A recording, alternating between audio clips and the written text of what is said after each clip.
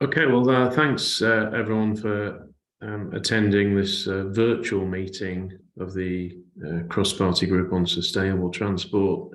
As most of you will know, we're doing a short inquiry onto the decarbonisation of transport. We've already had a session on railways, and today we're looking at the bus sector.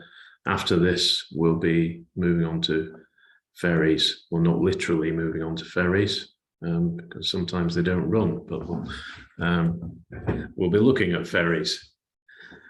So as I say, today we'll be looking at buses. If I could, as I always do, ask people to rename yourself if we haven't got your full name and your organisation, that'd be really helpful. The meeting, as always, is being recorded and it will be published. If once we've heard from our speakers, you have any comments that you want to make, if you could put your hand up rather than using the chat function and expecting people to see all your wise words in that. If you could just put your virtual hand up and hopefully we'll come to you. We need to be finished by 2 o'clock. So I will just crack on and move. Well, actually, first I think we will need to approve the minutes of the last meeting that we had, which was about railways. I see Mark Ruskell's here, so I don't know if Mark would like to propose those. Yeah, I'm happy to propose those, convener. Fantastic. So that should do. I'm happy to second them. And so we'll move on to our speakers. We've got 3 really good speakers. Jude Balfour from First Group, Debbie McCreath from Alexander Dennis, and Sarah Collier from the Confederation for Passenger Transport. And I think they've had a chat between themselves, so they know which order they're in, and I'll let them introduce themselves. So over to you.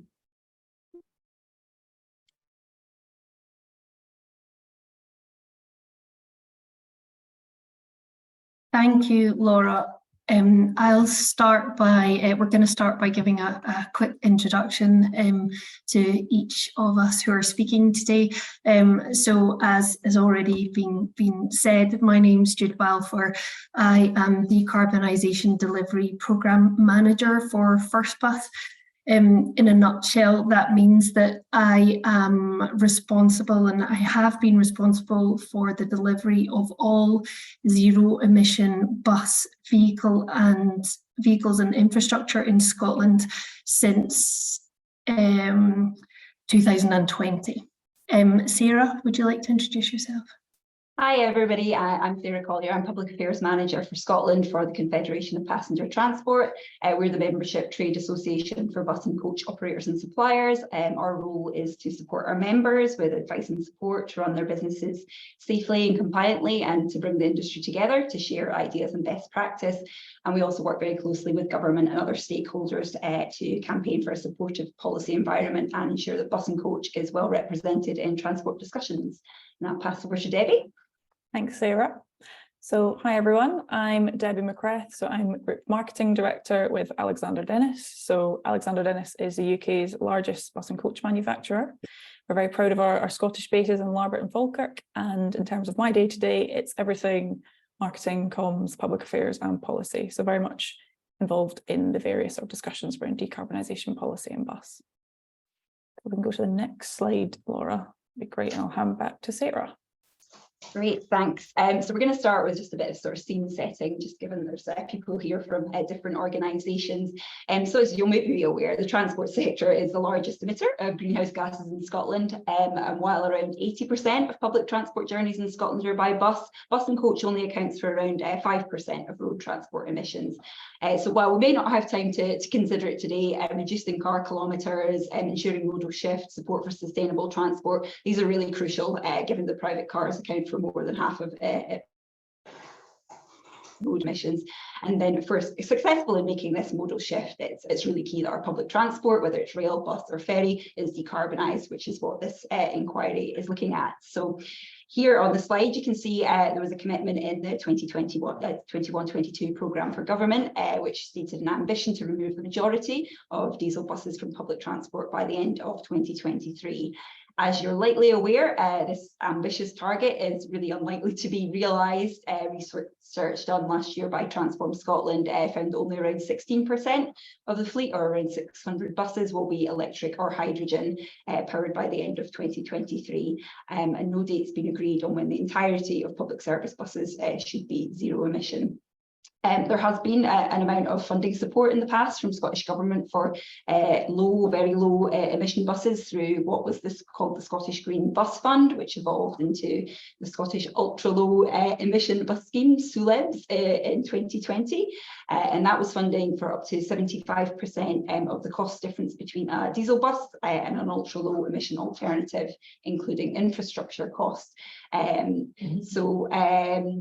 Low carbon and low emission additional payments were also available for a period as part of what was the Bus Service Operator Grant, which is now called the Network Support Grant. These are payments that operators receive to support services. That was the sort of past support. Moving on to the sort of current picture, the government then announced 120 million in potential funding to be spent over 5 years from 21-22 to support investment in zero emissions buses. And this is being dispersed through the Scottish Zero Emission Bus Challenge Fund, or ScotZEB for short. ScotZEB Phase 1 ran in 2021 and saw over 62 million in grants awarded to 9 bus operators and to local authorities for 276 zero emission buses and charging infrastructure. And there was also some funding available last year for the Zero Emission Market Transition Scheme for small and medium bus and coach operators, community, home to school transport and financiers to help them understand the steps that they needed to take to replace their fleets with zero emission alternatives or to collaborate with operators. And this leads us to the 58 million announced 2 weeks ago, which is available through ScotZEB Phase 2, which is open for applications until the middle of September. So government have been very clear this is the final funding which will be available. And going forward, the desire is for the market to be self-sustaining. Government aren't committing to spend all this 58 million. Well, it said they'll only award funds to bids which meet the criteria and objectives. So, for example, one of those is that bids must be from a consortium, which includes at least one source of private finance and at least 2 small or medium bus coach operators or 2 community transport providers. So operators and others were currently considering this guidance and feeding back to Transport Scotland and the Energy Savings Trust on some of the questions and perhaps concerns it's raised. For example, things around compliance with competition regulation, if smaller and larger operators are working together on things like vehicle specifications. So of course we recognise this desire by government who are looking to sort of end the funding, but just to, I guess, warn that in doing so, it will be the first home nation to take this step, and it could have some ramifications for the timeline for sort of zero emission in Scotland. And if you could click on to the next slide, please, Laura. So sorry, I don't expect you to be able to read this, but we will send around the link and obviously the slides later on, but I'll let you just have a look at this while I'm talking. Another commitment in 21-22 programme for government was to work with the Bus Decarbonisation Task Force. So this was launched at the end of 2020 with membership from operators, manufacturers, energy sector, finance and government agencies, with a remit of identifying and co-designing creative and practical solutions to maximising the opportunities and tackling hurdles in relation to things like charging infrastructure, including en route charging, technology, including batteries, costs, finance structures and products, knowledge and expertise, vehicle and charging requirements in rural, island and urban areas. The task force met throughout 2021 and into 2022, and in summer 22 published this document here, Scotland's Pathway to Zero Emissions Buses. And excuse me, as you can see, this looks at what's been achieved already, what's currently happening, and what we've still to do to realise a future vision where all buses are zero emission. And if you maybe click onto the next one here, Laura, as well, so people have a chance to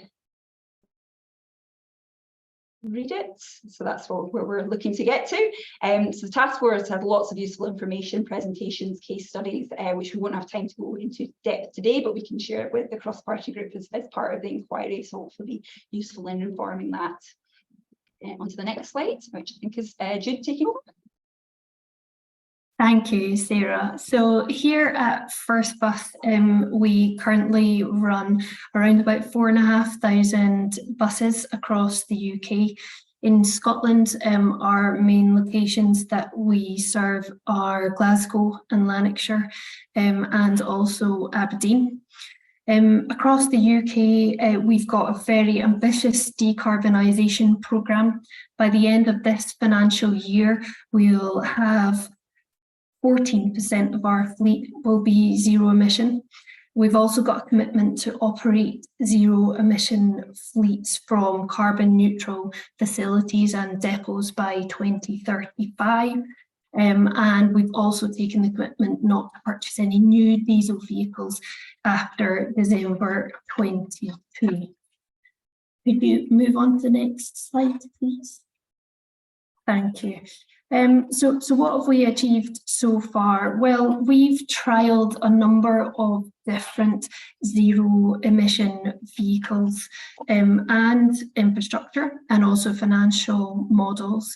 Over the last couple of years, we've got 25 leased hydrogen vehicles running in Aberdeen, biogas vehicles in Bristol, turnkey battery electric vehicles in Leeds, AC charged battery electric vehicles in York, DC charged battery electric vehicles in Glasgow, and also vehicle retrofits as well. We have a Pathfinder project, which is our Caledonia depot in Glasgow, which you can see the picture of on the right-hand side there. At the moment, out of Caledonia depot in Glasgow, we've got 150 ADL single and double deck vehicles currently running. Those were delivered over 2021 until the start of 2023 there. We've upgraded the power supply on site, so we now have 12 MVA of electricity available to us. Over 80 chargers that are extremely fast, so 120 and 150 kilowatt DC chargers. We've also got on site a new primary substation, which serves not only our own electricity needs, but also the needs of the south side of Glasgow and the electricity use there.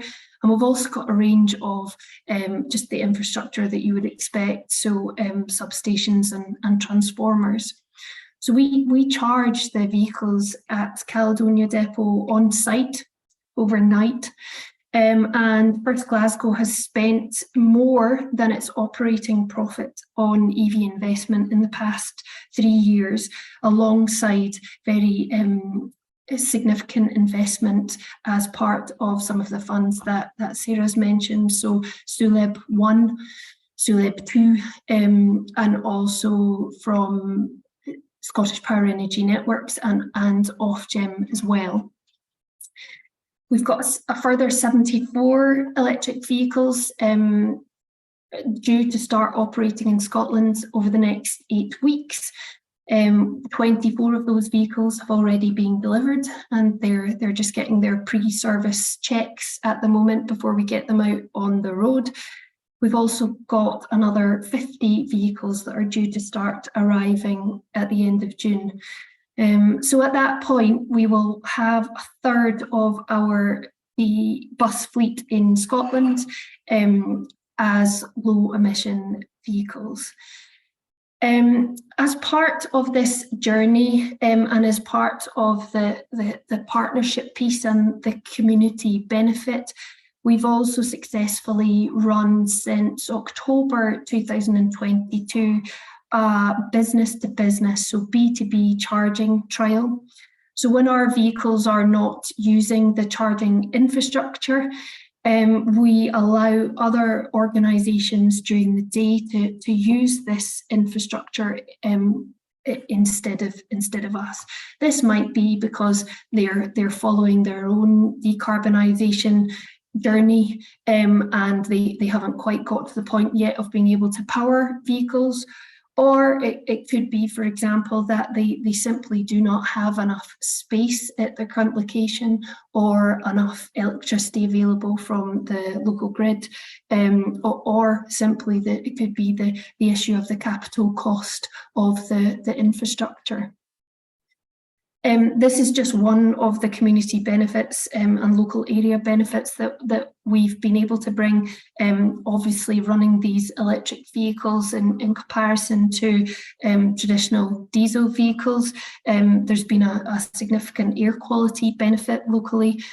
So, you know, over 450 tonnes of nitrous oxide and particulate emissions through the city centre of Glasgow, where all of these electric vehicles run. And we're also, as part of this, upskilling the workforce in the local area, given that we need these vehicles to be serviced and maintained as per our requirements, and so our engineers also need to learn and grow their skills in order to this changing of technology, both the vehicles and also the infrastructure. And very soon we're hoping as well to be able to introduce a business to consumer charging trial, which would mean that the local area are able to benefit from utilising these extremely fast chargers, and it's just a matter of time before we're able to bring that into play. So I'll pass on now to Debbie. Thanks, Jude. So Alexander Dennis, so we, as I said in my introduction, we're the UK's biggest bus and coach manufacturer, and we've been, you know, leading the way with the introduction of zero emission buses for manufacture for our customers since 2016. So it was one of the first ones to enter the market through our successful BYD Alexander Dennis partnership.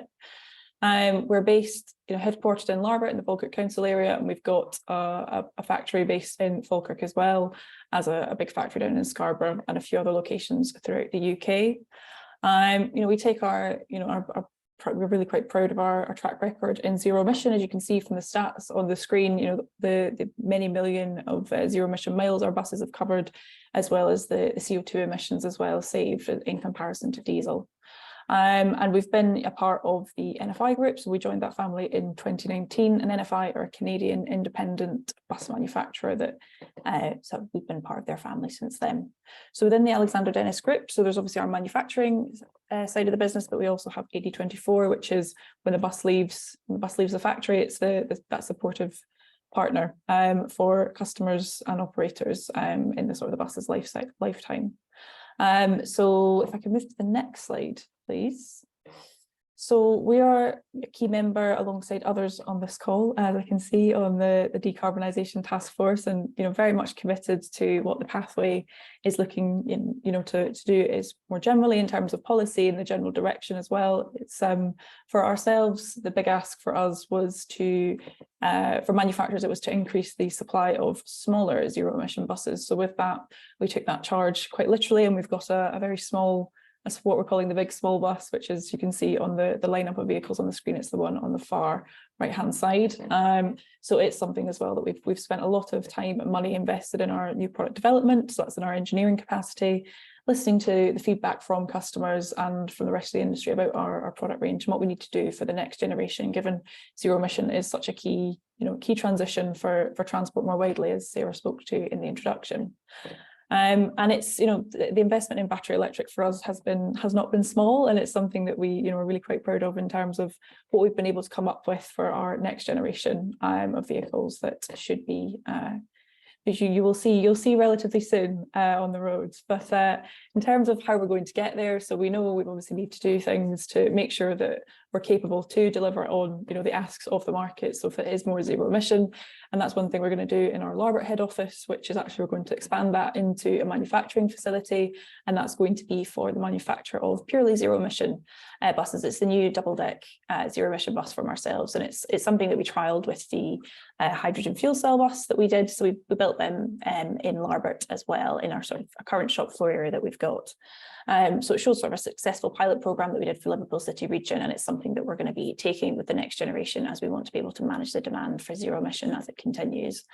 And this is all with the backdrop that I'm sure many on the call are familiar with. It has been a very challenging landscape in terms of other business pressures in addition to a challenging market. So whether that's energy crisis, hyperinflation, supply chain headwinds. So it's, the market I don't think has got to where we think it would have got to, say, if we were looking at this from the pandemic, but I think there's definitely green shoots of recovery. And in terms of, sort of zero emissions across Scotland for us this year, so there's a variety of buses we delivered into Stagecoach. So the buses in Perth are now, all local services have been moved to electric. Same with Dunfermline, they've got a network of zero emission, and there's a whole host going into Aberdeen and Ayrshire as well. Across the rest of the UK, there's a whole host of electric vehicles on order for the likes of Birmingham, for Transport for Greater Manchester, which is, as some of you I'm sure will know, is the newly franchised B network, which is being led by Mayor of Manchester, Andy Burnham, and with also seeing funding through from the UK government as well. Although I think in comparison to the ScotZEB scheme, there seems to be sort of a slight disconnect in terms of the ScotZEB scheme seemed to bear fruits quite a lot quicker than it did for the UK zero emission bus scheme. And then just wider on some sort of global, where you might see the buses globally. If you're in Ireland, in the town of Athlone, you'll see they've also committed to an all electric town just there. You'll see our buses there, and we've also sort of been doing business in Hong Kong, as we've been present for a number of decades there, but delivered the next generation of the buses into there. So the zero emission bus trend is very much global. It's just making sure that we can obviously make sure that the right product for the right market. If we can move on to the next slide, I think that should be back to Sarah. Yeah, recognising we're running quite short on time, we're not going to read all of these out and go into them in detail. We're all just going to pick up on a couple. I guess one thing I'd like to mention is we've got the point about a whole systems view, and because we represent coaches as well, I'd just like to ensure that they do get a mention, even though the session is titled Bus Decarbonisation, because coaches obviously play a really important part in Scotland, transporting tourists, school pupils and other groups. There's obviously a bit further behind. They've got different requirements. The only zero emission technology currently available for coaches is battery electric. Different requirements. They're often doing much longer routes further away from charging infrastructure. So that's something that's really important to consider. And so CPT at the UK level is looking at all these issues through our zero emission coach task force, which is different to the bus task force in Scotland. Debbie, Jude, I don't know if you want to pick up on a couple of the points. Yeah, I think there's just the point around the skills piece. Obviously, it's a transition, as well as transitioning the physical bus from a diesel to a zero emission one. It's also making sure that we've got the right skilled people as we move to a relatively new technology. If it's something that's maybe not even been 10 years versus a history of over 100 years was on the skills piece. Jude, I wasn't sure if you wanted to add anything else on the skills side. Yes, so really I picked up on it earlier, but the need to upskill engineers to maintain and service the vehicles, upskilling the drivers to be able to appropriately drive the vehicles, and also the maintenance of the infrastructure that we run the vehicles from. So it's a huge transition, as you say. And then I think the last point was just on, there's obviously lots of successes around zero emission, but diesel purchases are still very much present in the wider market. And I think it's just worth highlighting it, given this is obviously an inquiry into decarbonisation. So this is our final slide here. So the picture there is of the Transport Minister launching the second round of ScotZEB, Alexander Dennis, a couple of weeks ago. As mentioned earlier, it's now open for applications, and the government have been clear that this funding is dependent on demonstrating that future government subsidy will not be required in future to decarbonise buses, and also on ensuring that smaller operators are not left behind. So recognising that working in partnership rather than silos is crucial to realise this future vision. Last week, CPT Scotland reconvened the bus decarbonisation task force. We discussed mostly the ScotZEB2 funding, but we're going to be meeting over the coming weeks to review progress on those actions that people committed to in that pathway document that we looked at the start. So where next? Presuming that all the £58 million is spent, this still probably doesn't even get us to halfway of all the buses in Scotland being zero emissions. So how do we continue this journey? So the Decarbonisation Task Force has in the past looked at things like leasing models, their vehicles or their components like the batteries are leased rather than wholly owned by the bus operator.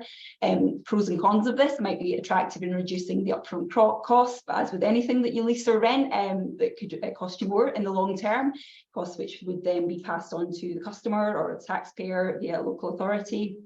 And some operators, particularly in the coach sector, it's interesting to note, they might see owning their vehicle as a sort of pension of sorts, and they would want to own and sell that vehicle. So think about things like that. And as I keep repeating, government have said final funding to support vehicle purchase, but will there still be commitments from the government to investment and support via other channels, for example, investing in emerging technologies or perhaps even incentivising network support payments, as I mentioned earlier. So yeah, I don't know if Debbie, do you want to add anything? Otherwise, I guess we can open up for discussion or questions. The only thing I was going to add was just to say, kudos to CPT Scotland for restarting the decarbonisation task force, because it was previously a Scottish Government ran one. I think there's, some praise deserved for CPT Scotland for picking that back up and getting everyone back together. Thank you.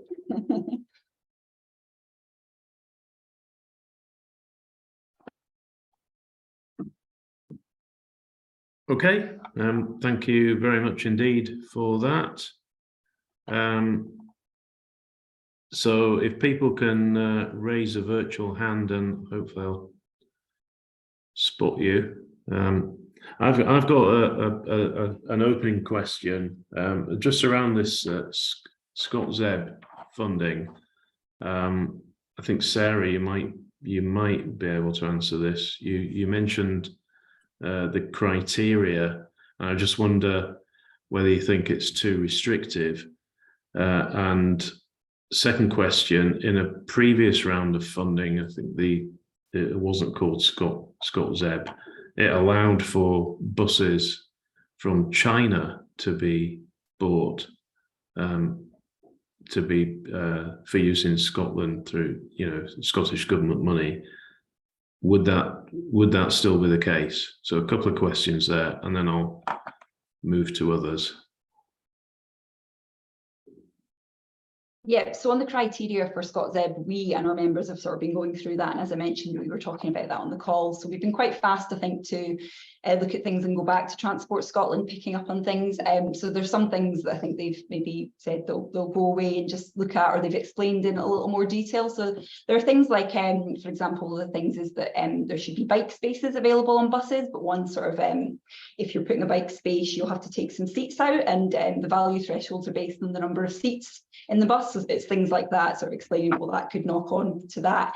And just getting further sort of clarification on things around the sort of consortium arrangement, just clarifying things around that. And as I think I mentioned, the thing about the sort of working larger and smaller, unintended consequences kind of thing, petition regulation, that sort of thing, just explaining that. So yeah, I think they have said that they've had some interest and stuff registered already. So I think that it'll be a case of working very closely with them over the next few months to understand those. I know we've got some operators on the call as well who might want to chip in with their thoughts on that. I can see some hands up. Yeah. Okay, well, we'll take other people in then. Robert Sampson. Hi, thank you, Chair. Robert Sampson, Stakeholder Manager, Transport Focus. Just on the presentation, thank you for that, very informative. But I'm wondering if there's any ideas on how to improve availability and connection of electricity. I'm thinking particularly for smaller operators and in rural locations. How is there any game changer for that, or how do you actually? I can see the benefits in the large depots, obviously, but I'm just wondering smaller locations and in rural locations, how do you actually overcome those challenges? Thank you. I'll probably respond to you there. So yeah, I think it's all really dependent on the number of vehicles that you're looking to charge, and actually for smaller operators, they might find that it's actually quite a lot easier to access infrastructure, because it may be, for example, that there is enough capacity already in the local grid, and that an increase to the amount of electricity is not actually required. So for example, it's just really a postcode lottery as to how much electricity is readily available. So I think that's probably one of the first things to look at, and also I think that's probably one of the ideas that Scottish Government have had behind the requirement for consortium going forward, is that's how knowledge might be shared in the future.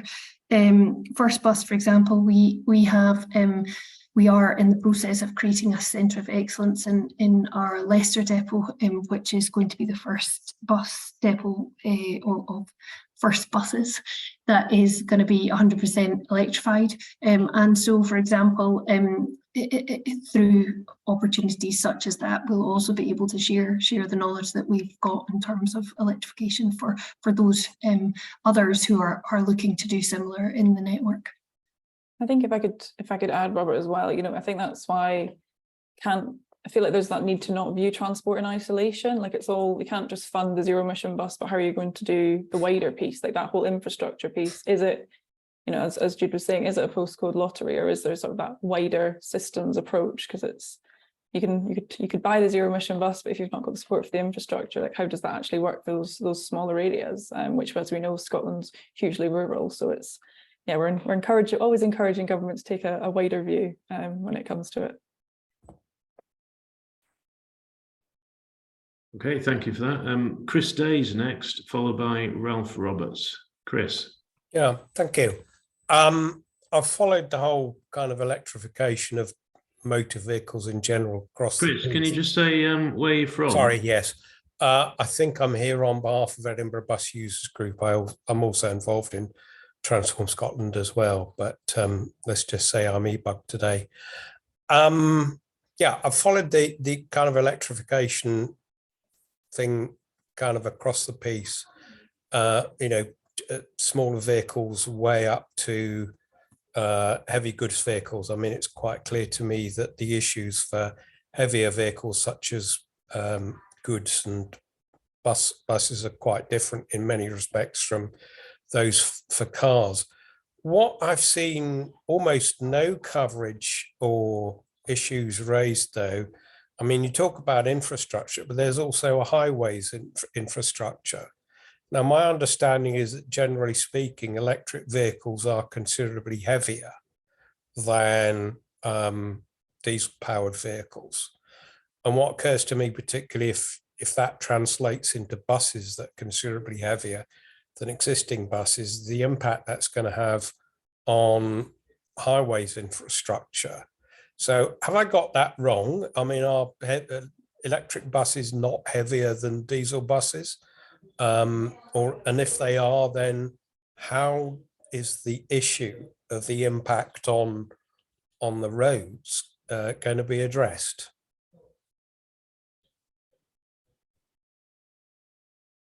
Who wants to take that one? Are electric buses heavier?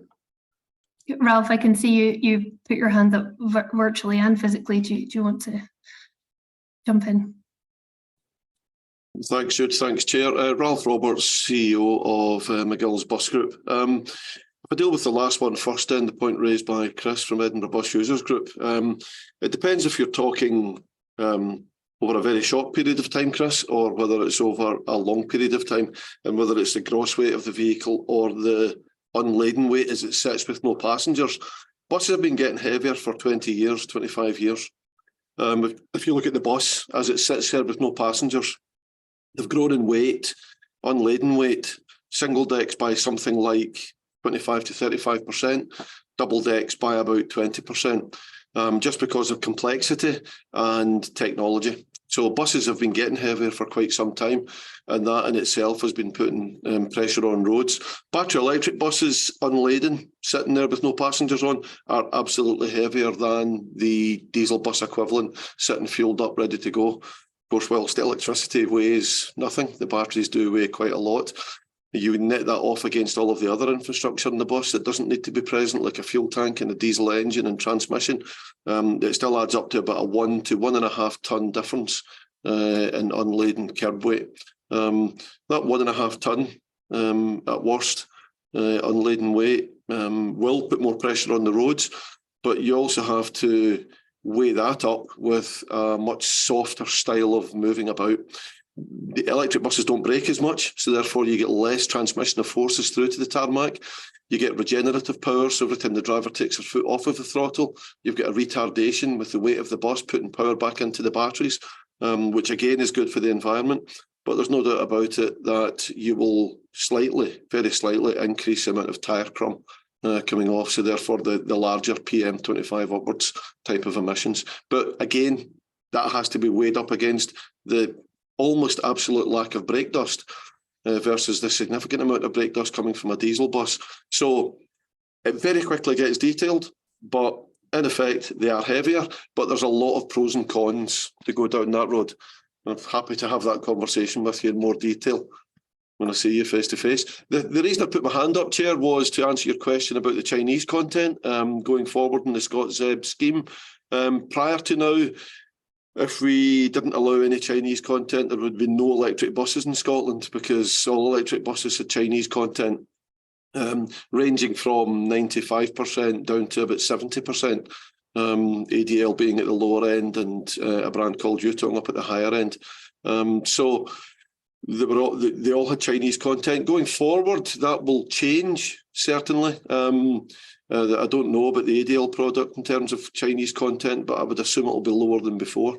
But we are really at the front end of this technology within bus, especially in right-hand drive. And I'm not sure we're at the place where we could cut out certain nations in order to decarbonise our public transport fleet. Okay, thanks, Ralph. I'll take Mark Ruskell, followed by James Harkins. Mark. Yeah, thanks, Graham. Yeah, a couple of thoughts. One was just about cost of purchase and running these buses. I mean, is that starting to come down as the market expands, and if not, at which point would you expect cost to come down? Second point was just interested in first kind of Pathfinder project and all the different technologies that you're trialing at scale across the UK, and if there are any kind of conclusions of that you're able to share that aren't commercially confidential in terms of who are the winners, I suppose, in terms of the technology. And then last one was just with ScotZEB, if there are any operators on the call who are got a particular interest around partnering up with communities or other smaller rural operators. It'd be interesting to kind of hear of anything that's publicly available in that area, because I think the kind of collaborative element of ScotZEB 2 was the kind of the new bit to it, which is quite interesting and exciting. That was it. Okay, thanks, Mark. I'll attempt to answer a couple of your questions there, and I dare say that others will want to come in as well. So yeah, in terms of the cost of operation, so we've had the DC charged vehicles from ADL start to come into operation from COP26 in 21. And since then, obviously, we've been closely monitoring the cost changes. You do tend to find in the market when there is generally a new vehicle type in place that costs, for example, of replacement of, say, windscreens, etc., is slightly higher because it is a new product on the market. But over and above that, we are finding a slight decrease in the running and operating costs of these electric vehicles in comparison to the diesel equivalent. I guess in terms of Scot7 and the partnering piece, actually as a business we're open, would welcome any sort of consortium with open arms. We do now have a substantial amount of experience, not only in the planning of the vehicles, but actually the real-time operations in terms of the data. We've made contact previously with a number of organisations, but it's not really until the last 6 months that we've had any substantial interest from smaller organisations, be it out with and within the passenger transport service. Really for us now, it is the capital cost of the vehicle and infrastructure which still remains to be the most significant issue, and will alter how we continue to invest going forward. Yeah. Did you have anything on the Pathfinder project, Judith? Just, you know, which technologies? I mean, maybe you're not able to say because it's commercially confidential, but I'd be interested to know if there are any winners that are coming out of that. Yeah, so I'm sure Duncan will attempt to mute me if I try and say anything that I'm not supposed to. But yeah, so we've been particularly impressed, for example, with our charger manufacturer and provider Heliox. They are a company who were not previously within the UK prior to the installation that we did at Caledonia. As a result of the success of Heliox, not only the product itself and the extraordinary uptime, so the availability of those chargers. So we have now chosen to cascade their technology for charging infrastructure out to the rest of our UK sites.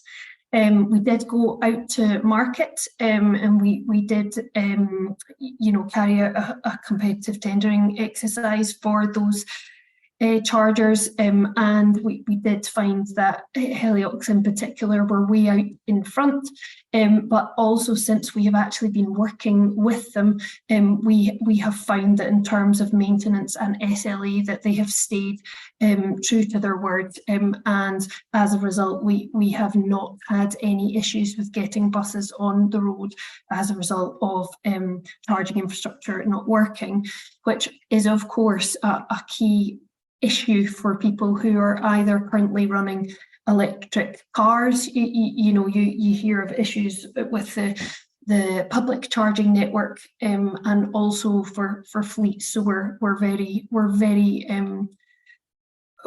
keen on the partnership that we have with Heliox. Just in terms of charging type, then I guess as well. We have the opportunity to AC charge vehicles and DC charge vehicles.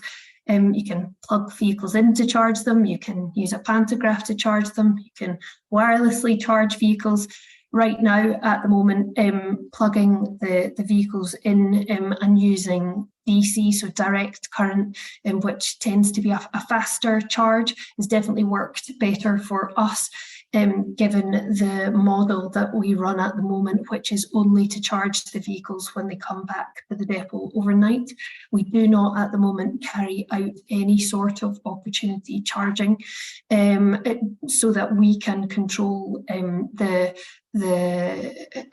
status of the charge, and that so we can also take advantage of smart charging. Okay, we've got about 15 minutes left. So I'll take James Harkins and then we'll go on to Duncan Cameron. James, if you can keep it brief, James, that would be helpful. Thanks.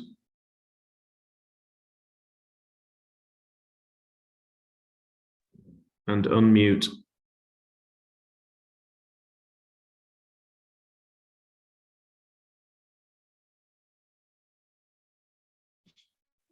I'm unmuted now. Yes, go for it.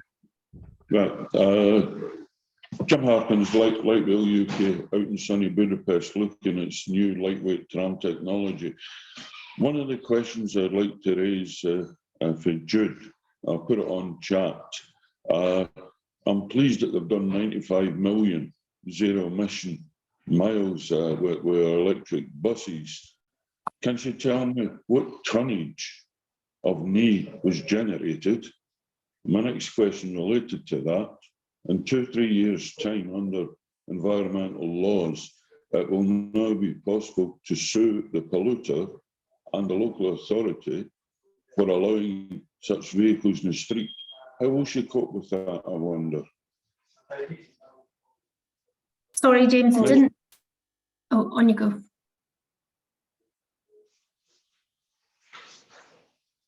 Sorry, I'm not sure if we had a technical issue there. Did somebody else go to respond? Well, Jude, I was going to say, I think the 95 million miles was from our stats, from Alexander Dennis. So yeah. So those figures are global ones, James, in terms of our whole bus network, because it's not just UK. So in terms of DEFRA figures, we probably need to take that away and have a look of those 95 million, how many are UK, and then compare that to the DEFRA tonnage you mentioned. So we can pick back up with Lauren, Colin and the team at Transform and make sure we share that with you. But yeah, so the 95 million plus is our global network of zero emission miles. Okay, I think we've lost James. Oh, he's back. Right, James, we're going to have to move on. We may come back to you at the end because we've got a few more speakers or people wanting in. Duncan. Hi there, thank you, Chair. I just wanted to make a couple of points. Firstly, I wanted to widen out what Jude was covering in terms of learnings that first have taken through the Pathfinder project and wider than the Pathfinder project in Caledonia. Of course, we have hydrogen as a solution in Aberdeen. Currently 15 vehicles in operation with aspiration to go to 25. And I think at this stage, I would say, you know, it's very hard to compare. One technology, hydrogen, is a lot more expensive in terms of vehicle capital cost, fuel than electric or diesel equivalent, but it's also, given its maturity and infancy, it's also harder to procure as a fuel source. But what hydrogen does have over electric is it has much greater range. So you can therefore undertake a lot more miles, a lot more distance with the hydrogen vehicle than you can with an electric vehicle. And therefore, with the longer range duties and services, you've got the ability to maintain that operational efficiency that maybe the electric can't give you. So there's, you know, across Scotland, we are trialling two types of solutions, and you know, they may well serve different purposes on this decarbonisation journey. I just wanted to make a couple of other points, and without stating the obvious, there's been a few things said that highlight to me that decarbonisation won't be achieved if we look at all of this in isolation. Jude made some well-made points in terms of the amount of investment ourselves and other private operators had made. And of course, to do that, we have to generate a profit. So that needs to be borne in mind. And I just also wanted to pick up on Chris Day's point in terms of the pressures on the road network. And it's probably a reminder that,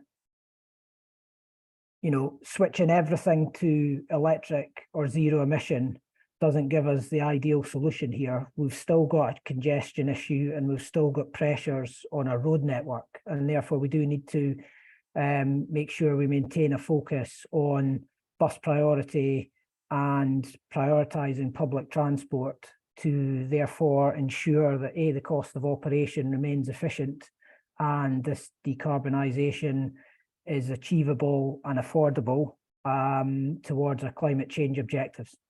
Thank you. Thanks for that, Duncan. Ralph, you've still got your hands up, but I I'm going to move on to someone who hasn't spoken. That's Peter. I'll maybe bring you in at the end if we've got time. Peter. Thank you very much. And really, I wanted to just pick up on Duncan's point about modal shift and ask the panelists if they'd got a view on whether they'd actually seen an uptick in bus patronage as a result of introducing zero-emission buses, and the importance of that.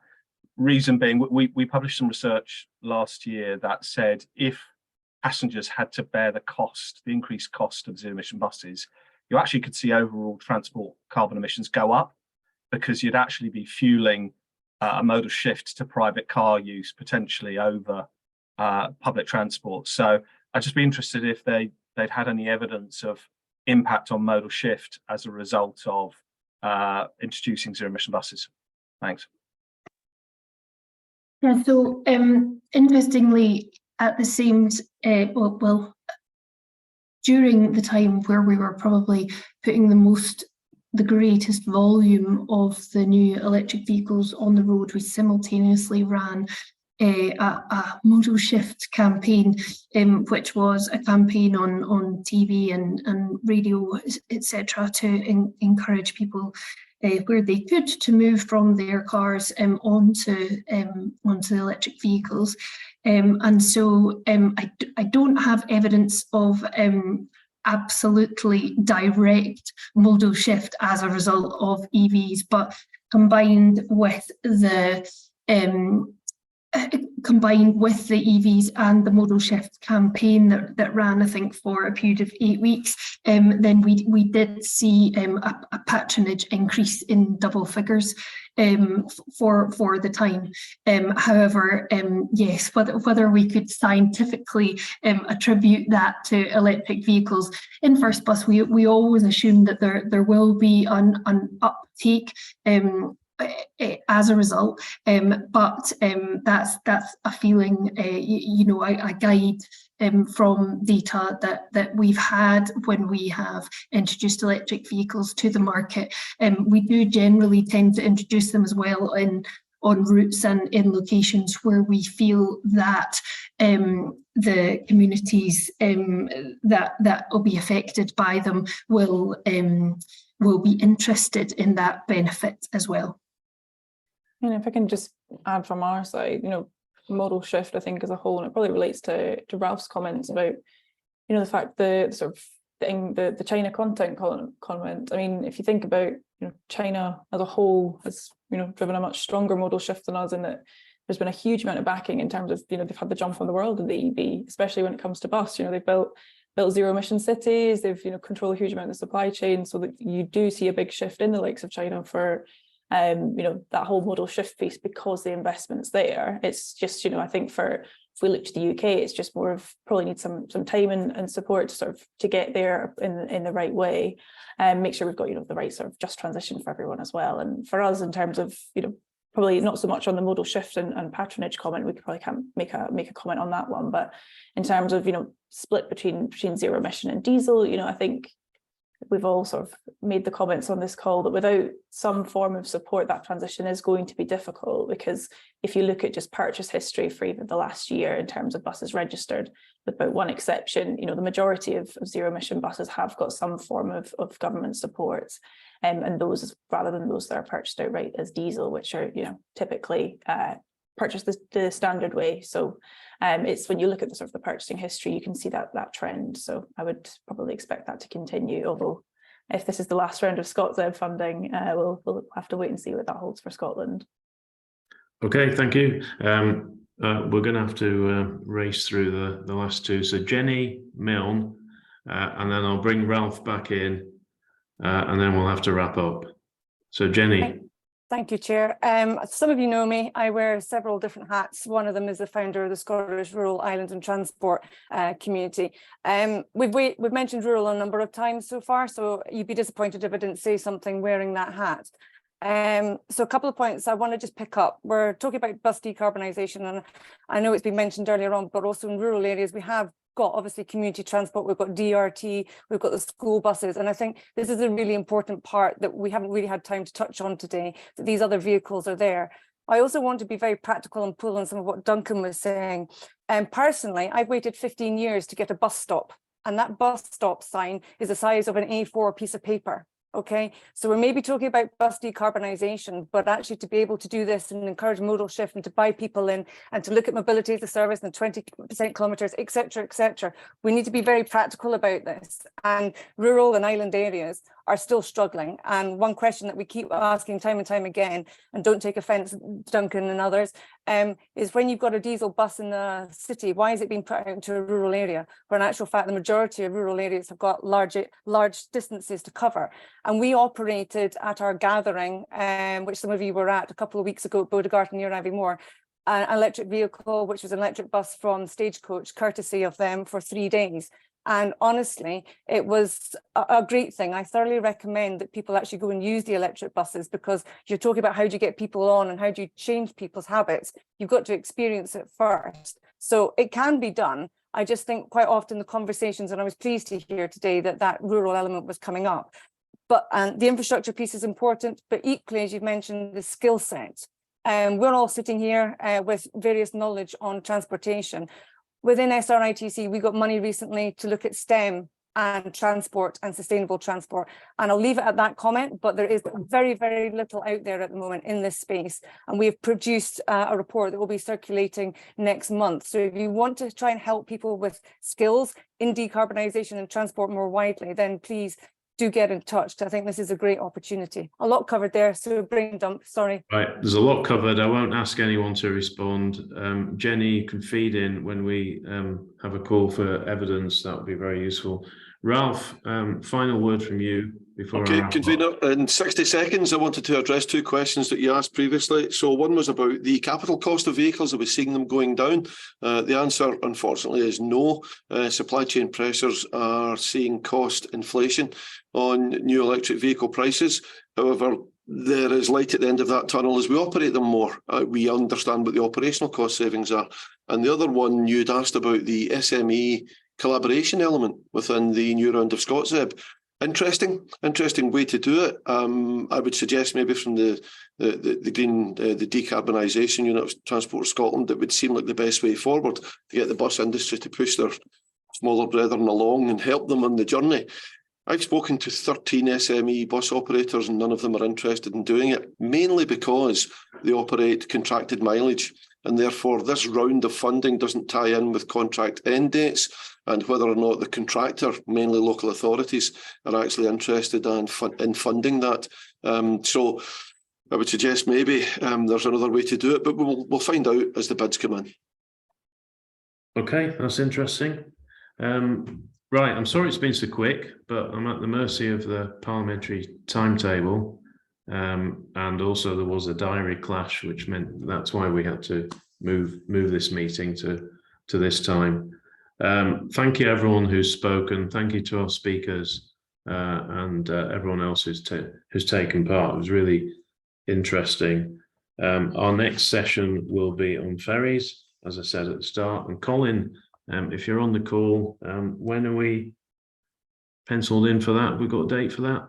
It's 30th of May, and my colleague Laura has just put the link in the Zoom chat, which we're not using for this call. But everyone who's at this call will also be emailed with details of the next session. 30th of June, is that? Pardon? 30th of June, is that called? Sorry, I've got the wrong. So today's 30th of June, 20th of June. 20th of June. 20th of June. Yes, you. Mark was in a panic. So was I. I might be on a ferry on the 30th of June, but I'm not sure if we'll be talking about ferries on the 30th of June. No, yeah, Mark, sorry, Tuesday, 20th of June. Apologies. Good luck with that, Mark. Okay, great. Well, I'll wrap it up bang on time, and we'll hopefully see you at the next meeting. Thanks, everyone. Thank you. Thanks.